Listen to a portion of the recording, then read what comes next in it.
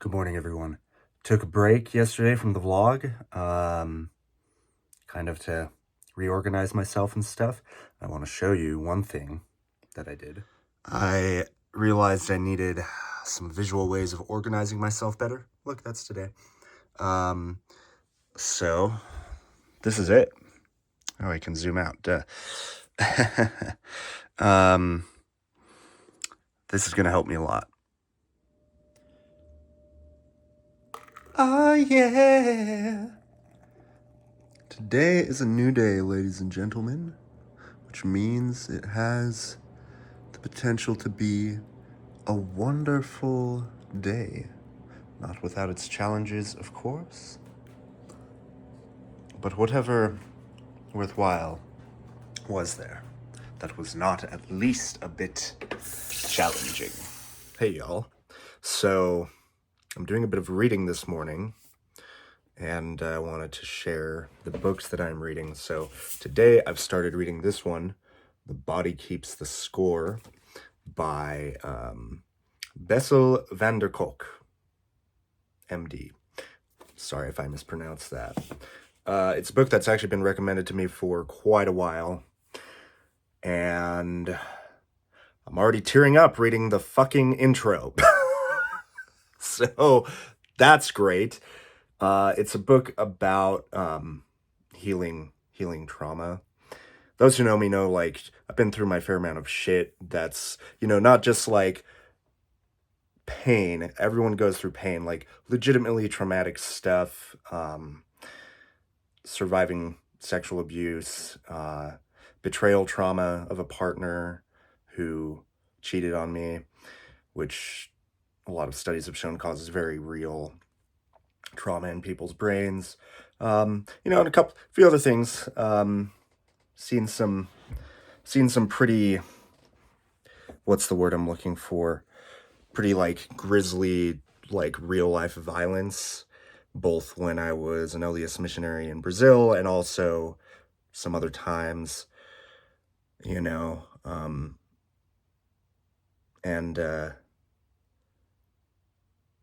sorry, sometimes thinking about it, I'll kind of lose my train of thought. But anyways, we are not responsible for like bad things that happen to us, right? Like, happens all the time to way too many people, that shit happens to you and it's not fair and it's not right, and it's something that was not your fault at all. Like, someone else just chose to act and do something, or you were peripherally damaged, like you became collateral damage by other people's, conflict or whatever it may be. But that all can and does cause trauma for many people, right? And while the things that happened, those kind of things that happen generally are not your fault, as unfair as it may seem, it is your responsibility, and you owe it to yourself to take charge of your own healing, to take charge of your own progression past that, because often when someone goes through traumatic events, you end up developing very unhealthy coping mechanisms, and I know I've been very guilty of that. Maybe guilty isn't the right word, but I have done that, right? Plenty in my life, and I've worked to overcome those, but there's still plenty of work to do, especially with some things that were like pretty damn recent.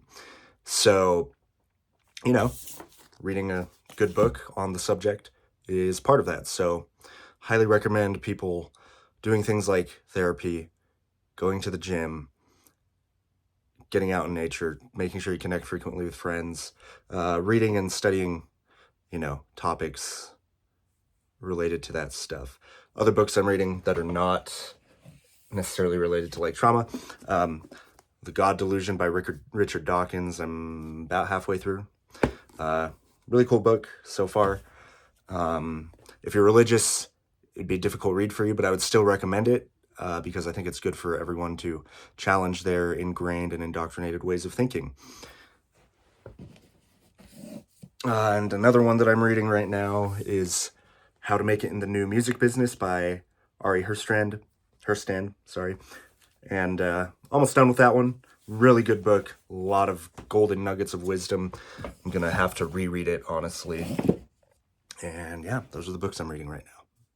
So yesterday I caved a little and I got some of these microwave meals. They're the healthy choice ones though. They have like decent macros, so if you don't have like just a bunch of them in a day, you can still like hit your calorie goals. They're easy, they're quick. I'm trying to make this just a quick break so that I can get to drumming. All right, guys, here I am at the kit and just gonna do hand warm-ups and exercises right now, then do some like work and cleaning. Then I'll come back for resuming set list learning later. Also, I just picked up a gig substituting for local EDM band Southernmost Gravy. Shout out to them next Thursday. So I'll have to learn their set list. I've subbed for them before, so I already know about half of the songs. So it'll be kind of like review, then learning a couple new ones. Light work. 220 BPM on the Tinder exercise. Another 5 beats per minute of progress. Pretty clean. Left arm definitely tightening up some, so it's not perfect, but it's progress. Just wanted to show you.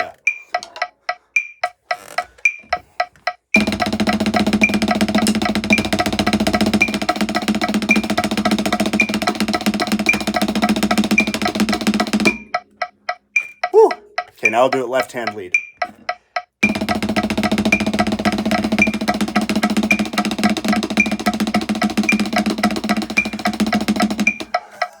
Okay, maybe not quite there, but 215 felt more comfortable.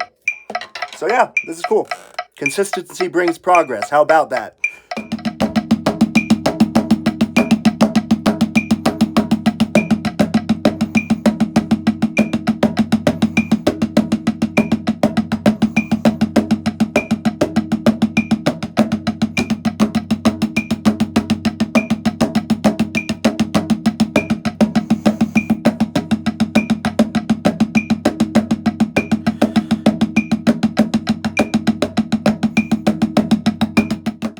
So something I've started working on recently that I wanted to talk about here, push-pull technique.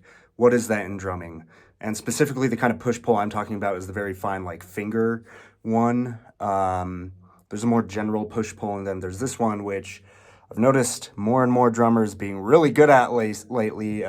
Matt McGuire, El Estepario Siberiano, this Brazilian guy named Ramon. I can't remember his last name. So sorry, Ramon, but you rock.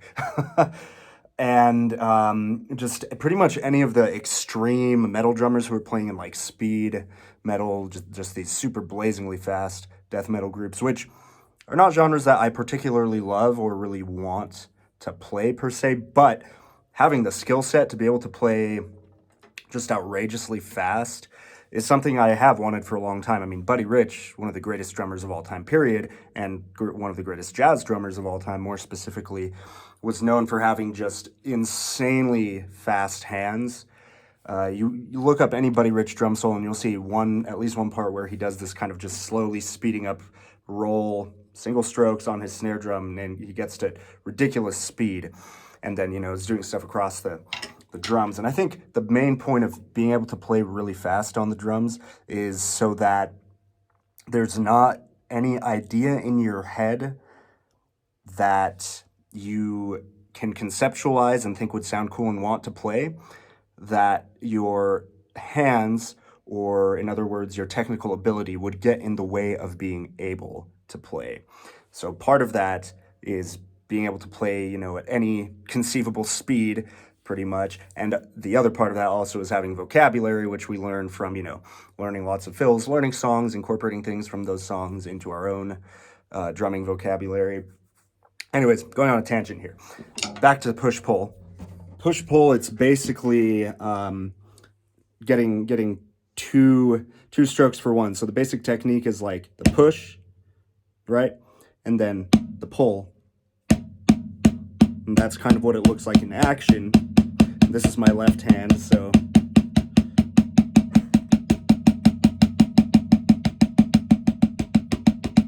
then the faster and faster it gets, the movement in your fingers and wrists is obviously more condensed. But you can see it's still kind of that. The thumb is pushing down, fingers extending, and then pulling up, right? And I'm exaggerating it right there. Also in my left hand, I've still got a long way to go. In both hands, actually, with this specific technique. Some more left hand.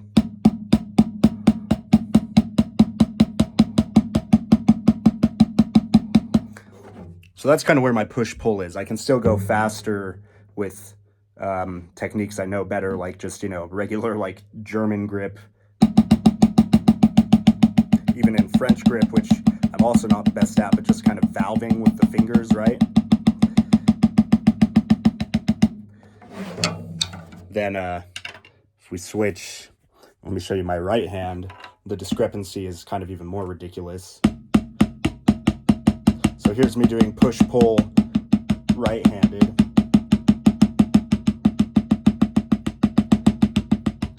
Right, but then here's me just doing French grip kind of valving technique with my right hand.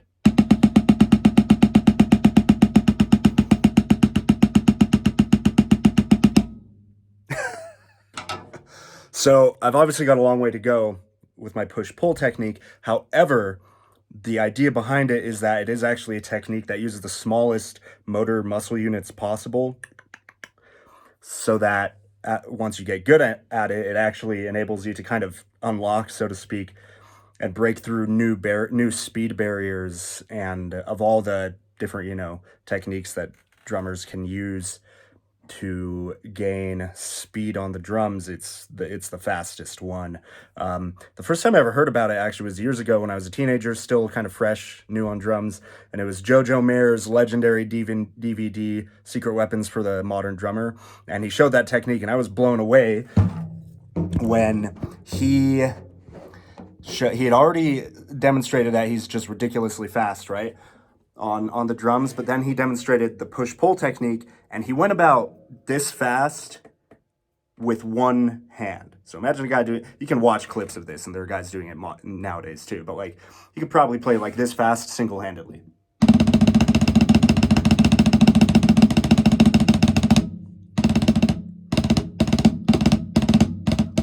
You know, just absolute insanity. So you imagine once you have learned that technique well and you're able to play at speeds like that single-handedly, then you do it with both hands, you're approaching like Buddy Rich or El Estepario Siberiano speeds, you know, just the extreme drummer speeds, which is what we want. This is journey to super drummer, not journey to like, middle of the road, okay, like professional drummer. Super drummer, god damn it! Exercise that I'm doing and I'm gonna start doing daily, hold me to that for the push-pull. Kind of just a pyramid concept. Right now it's super slow just to get the concept down, but it's...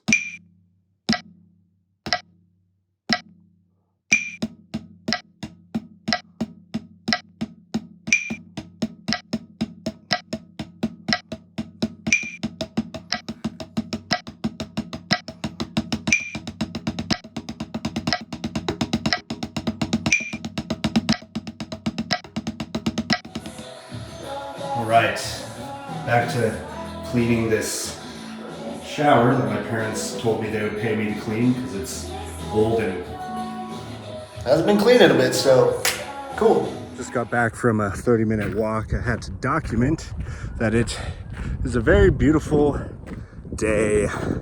Here, I'm gonna run out to get the view of the valley. Ooh. There we go. Mount Timpanogos, Cascade Mountain, Box Elder Peak, Lone Peak, point of the mountain through that tree, kind of Twin Peaks and Mount Olympus up there. Yeah, Utah's not my favorite. I can't wait to move, but it is pretty. Just checking in for the vlog, doing some client outreach, boop, making dinner, and of course it's chicken, rice, chicken breast tenderloins with garlic parmesan sauce, rice with some soy sauce, banana peppers, because I fucking love them, and Dr. Pepper and cream soda, 0. Oh my God, you guys. Just spent like a fucking hour buying a plane ticket. It took way too long, stupid internet issues. So that's frustrating. And then Logic, I've been trying to set up a couple sessions in advance so that I can film like several drum cover videos back to back tomorrow. And Logic is fucking bugging out on me. It's so frustrating. So anyways, had to vent about that.